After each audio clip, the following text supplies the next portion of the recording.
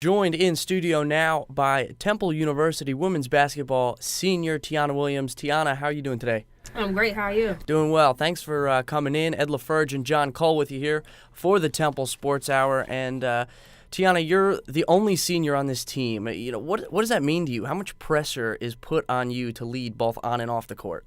Well, to be the only senior, it doesn't mean anything. It's just a reality you have to face. But obviously, I don't think it's any added pressure on me to lead because that's something that I've been doing since my sophomore year. I think the only pressure that Coach and I have put on myself personally is just to become a better leader as the years have progressed.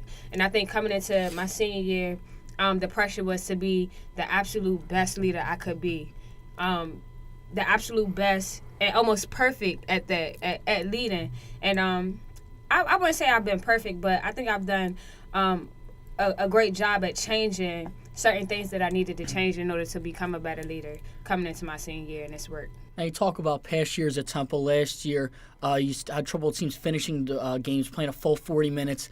And it's been quite different as of late against Tulane. The most recent game, you win by double digits, and they're the third best team in the conference, and the team played really well. What do you think is really starting to work for you? Well, I just feel like we've been an up-and-down team this year, but I do feel like we've had more ups than downs. Right now, our record doesn't show that, but the non-conference was a chance for the freshmen to learn what it's like to be a college basketball player. Yeah. You know, that was their learning experience. And they've been put in a tough position because coming into college, you know, for me, I personally had the chance to learn under some great seniors. Shea Petty, one of the best guards in the country during her time. And they don't have that chance. They have to come in and they have to play important roles from the very beginning. So non-conference was that learning transition, and then transitioning into conference play, it's like, okay, now you have it. So now we need to tighten the ropes on certain things and tweak a little bit of things that we didn't do so good in non-conference. And as you slowly progress through conference play, it all just starts to mesh. It all just starts to click. And we really came out with a vengeance in that Tulane game because when we went to Tulane, we felt like we didn't come out with the same energy, the same passion, the same hard work that we usually do. And it was disappointing for not only our coaches, but for us as a team because we never want to be that type of team. You know, Coach has said that this team has had two identities this season. We have a very good team and we have a very bad team. And when that very bad team shows up, she says anybody can beat us. But when that very good team shows up, she thinks that we can beat anybody. In our conference, obviously excluding UConn, you would have to play the perfect game of your life. But I think it's just starting to get there. I think that good team is starting to show its face a little bit more now. Yeah. Currently, you have 152 three-pointers in your career. That puts you in third place all-time in school history and just 10 behind Quadia Wallace with 5 games left. Do you think about reaching that number one spot on the list? Or honestly, when I first started growing in the rankings, I wasn't thinking about it. I didn't put any pressure on myself.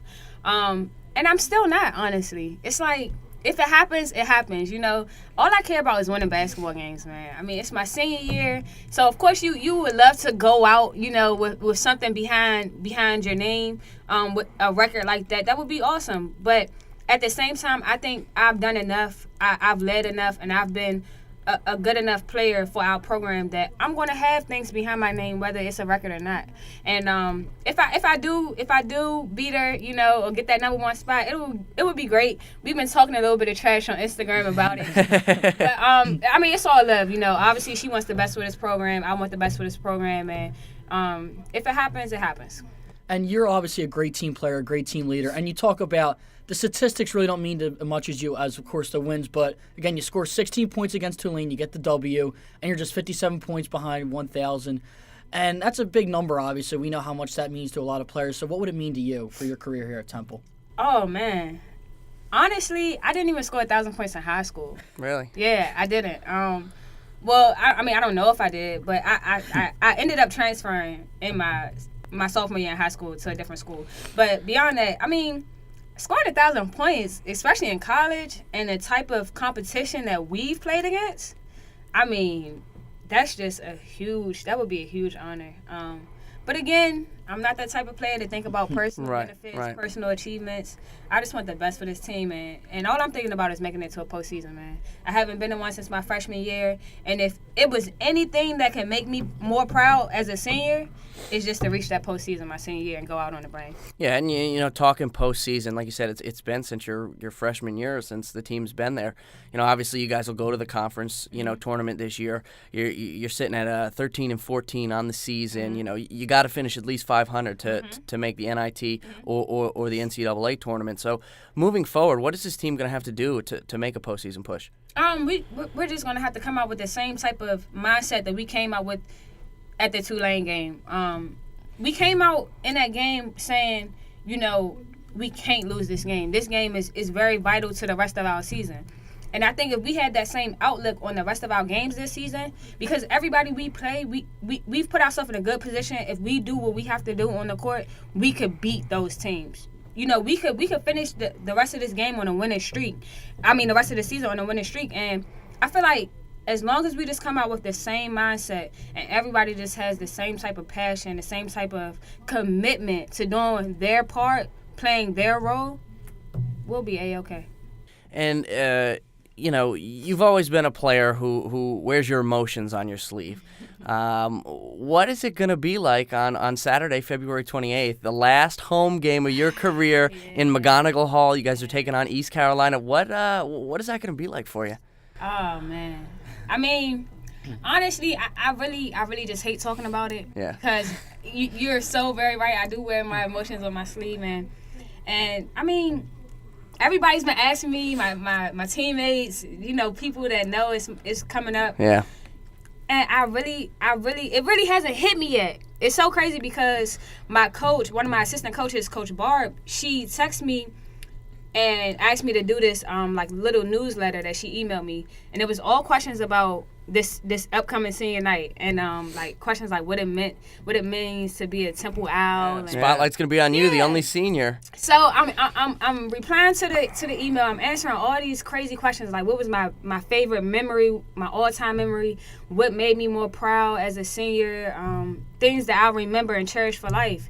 And as I'm sitting here reading the questions and just answering them, you know, I just started to tear up a little bit. You know, because it's like I wasn't thinking about it. And it's like now it's really approaching. And next week it'll be my last home game. But, I mean, I'll always be a Temple Owl, man. I'll always be a Temple Owl. I'll always fight for the cherry and the white. And it's just going to be a humbling experience. I've obviously been blessed to play 4 years here at Temple. I never once thought about leaving.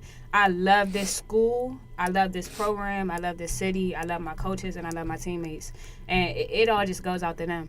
Absolutely. And obviously, we've seen on the court how you are a leader, and you definitely show that emotion. And we can see you possibly becoming a coach one day. So what are the chances we see you on the sideline sometime soon? Well, again, right now, I'm really just trying to focus on what's at hand right now. I'm getting to a postseason. So I haven't really discussed anything after basketball. Obviously, I've been thinking about it, but I hope you see me. I hope you see me on the coaching sidelines real soon.